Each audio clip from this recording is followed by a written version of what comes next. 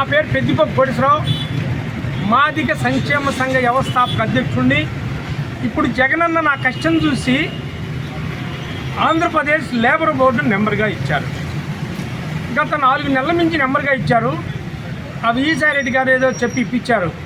నెంబర్లో నాకు గౌరవం లేదు, గౌరవ వేతనం లేదు. అదేవిధంగా నేను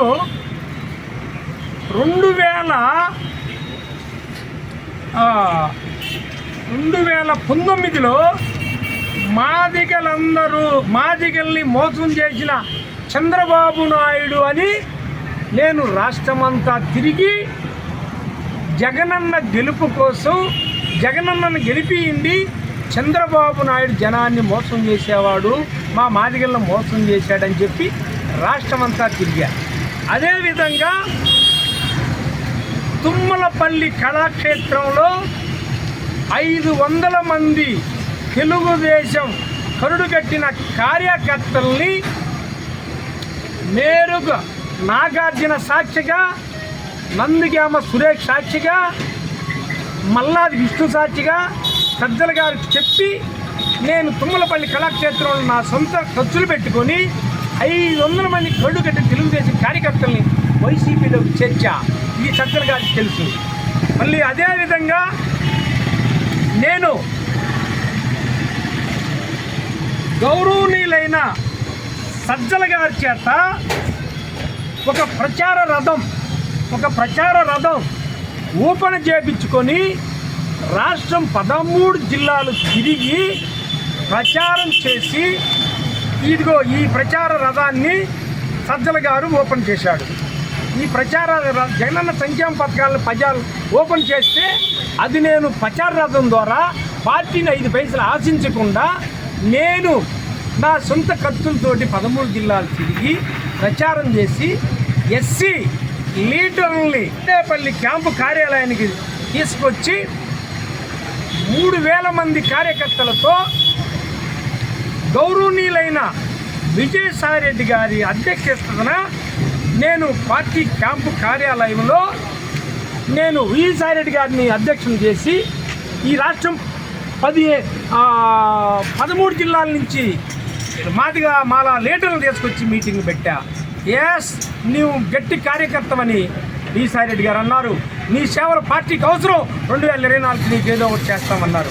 అదేవిధంగా సజ్జల గారు కూడా నువ్వు నీ ప్రచారం అవసరం, నువ్వే ప్రచారం చేయాలి, ఈ విధంగా నీ ఎస్సీలు కాబట్టి నువ్వే ఎస్సీలకు తిరగాలని ఆయన తిరగమన్నారు.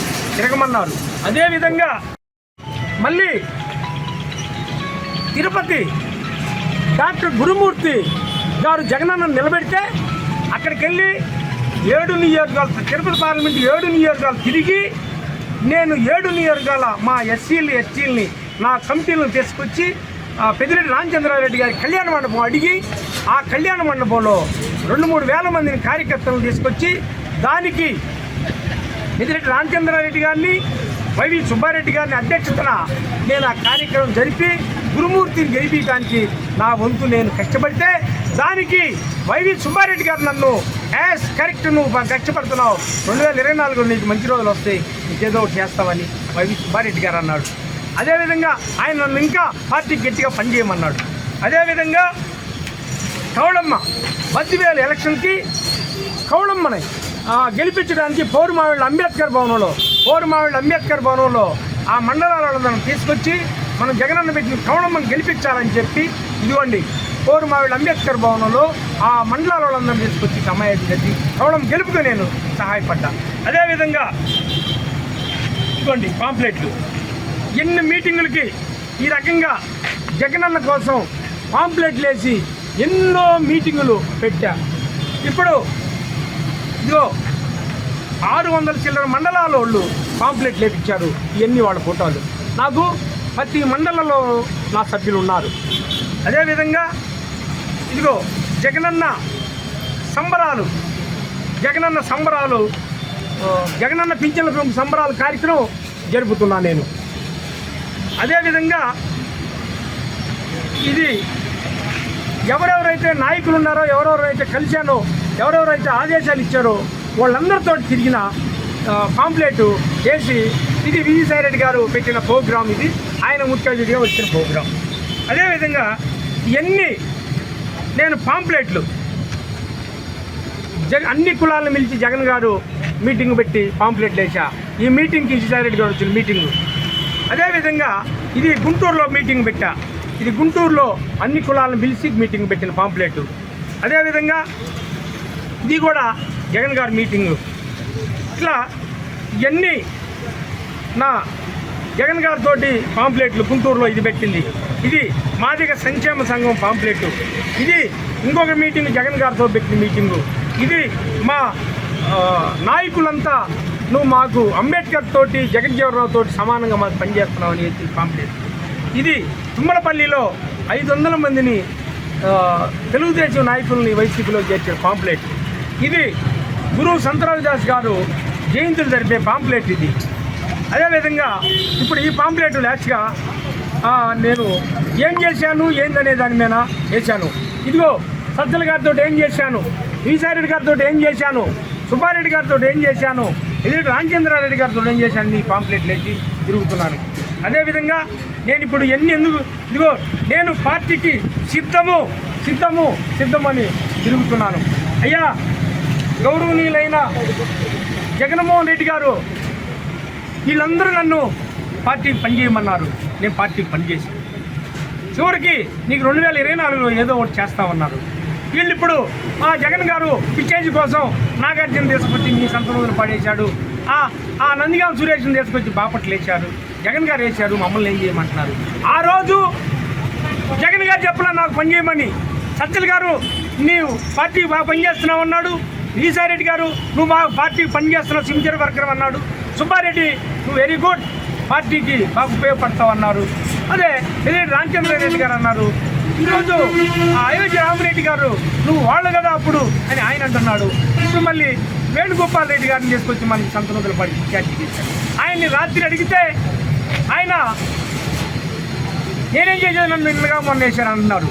అయ్యా గౌరవనీయులైన జగన్మోహన్ రెడ్డి గారు నువ్వు కష్టపడుతున్నావు, నువ్వు పార్టీ కోసం శ్రమ చేస్తున్నావు, మా పేదవాళ్ళ కోసం నిత్యం పోరాడుతున్నావు, మా పేదరికం నిర్మూలన చేయాలని పోరాడుతున్నావు. నిన్ను చేజారి విడుచుకుంటే మా పేదరికం నిర్మూలమైంది. అందుకని మీకు గౌరవనీయులని చెప్తున్నానయ్యా. నాకు సజ్జల గారిని అడగండి నేను పార్టీకి ఎంత పని చేస్తున్నానో, విజయసాయిరెడ్డి గారిని అడగండి, సుబ్బారెడ్డి గారిని అడగండి, పెద్దిరెడ్డి గారిని అడగండి. ఎవరైనా వైఎస్ఆర్ కాంగ్రెస్ పార్టీలో మా ఎస్సీలకు పదవులు ఇచ్చిన వాళ్ళు న్యాయాలు చేశారా? వాళ్ళు కారులు తీసుకొని పదవులు తీసుకున్న జీతాలు తీసుకుంటా ఎంజాయ్ చేస్తున్నారు. నేను ఆర్థికంగా ఆరోగ్యంగా నచ్చపోయి నేను పార్టీకి నా సొంత ఖర్చులతో పనిచేస్తున్నాను. ఎందుకు పనిచేస్తున్నాను? సజ్జల గారు నాకు హామీ ఇచ్చారు భవిష్యత్తులో 24లో నీకు ఏదో ఒకటి పదవి చేస్తామని. విజయసాయిరెడ్డి గారు హామీ ఇచ్చాడు, సుబ్బారెడ్డి గారు హామీ ఇచ్చాడు, పెద్దిరెడ్డి గారు హామీ ఇచ్చారు. హామీ ఇచ్చి ఇప్పుడు నాదేమని జగన్ దాన్ని చేతులు ఎత్తుతున్నారు. ఇది ఎంతవరకు న్యాయం జగన్మోహన్ రెడ్డి గారు? అక్కడ మా వాడికి ఆంజనేయులకి టిప్పర్ డ్రైవర్కి టికెట్ ఇచ్చావు, నేను అభినందిస్తున్నా.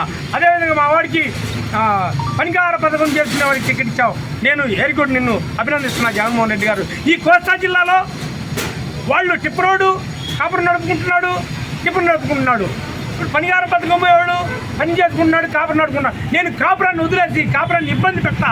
నేను ఈ కోస్తా జిల్లాలో ప్రకాశం జిల్లా సంతనూతల పాటు పార్టీకి అదే పనిగా నిండు వర్క్ చేస్తుంటే నన్ను ఎందుకు గుర్తించరు జగన్మోహన్ రెడ్డి గారు?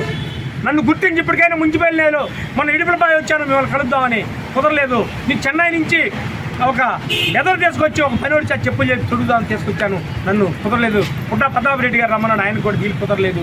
అదేవిధంగా అయ్యా గౌరవనీయులైన జగన్మోహన్ రెడ్డి గారు సజ్జల వీళ్ళందరికీ తెలుసు, అధినాయకులందరికీ తెలుసు నేను ఎంత కష్టం చేశాను.